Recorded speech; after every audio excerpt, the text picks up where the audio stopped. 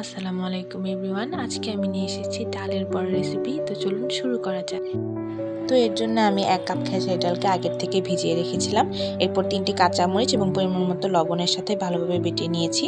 এখানে দিয়ে দিচ্ছি হাফ কাপ পেঁয়াজ কুচি, 1 টেবিল চামচ হলুদের গুঁড়া, 1 টেবিল চামচ জিরার গুঁড়া, 1 টেবিল চামচ ধনিয়ার গুঁড়া, অল্প একটু আদা বাটা এবং 1 টেবিল চামচ রসুন বাটা দিয়ে ভালোভাবে মিশিয়ে নিচ্ছি।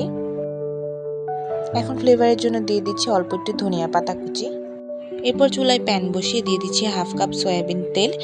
তেলটা হালকা গরম হয়ে আসলে এর মধ্যে আগে থেকে মাখানো ডালের মিশ্রণটি ছোট ছোট বড়া শেপ করে অল্প আঁচে ভেজে নেব। এখানে চুলার জালটা আগেই বাড়িয়ে দেওয়া যাবে না, তাহলে বড়াগুলো বাহির দিয়ে পুড়ে যাবে এবং ভিতরে কাঁচা থেকে যাবে। তাই অল্প আঁচে আস্তে আস্তে বড়াগুলো ভেজে নিতে হবে। যখন এক সাইড গোল্ডেন ব্রাউন কালার চলে আসবে তখন আমরা উল্টিয়ে দেব।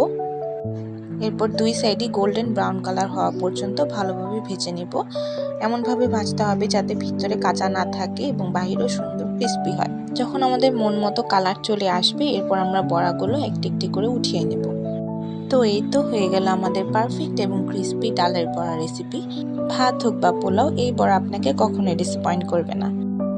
এরকম আরও মজাদার রেসিপি পেতে do follow and like Soul and spice.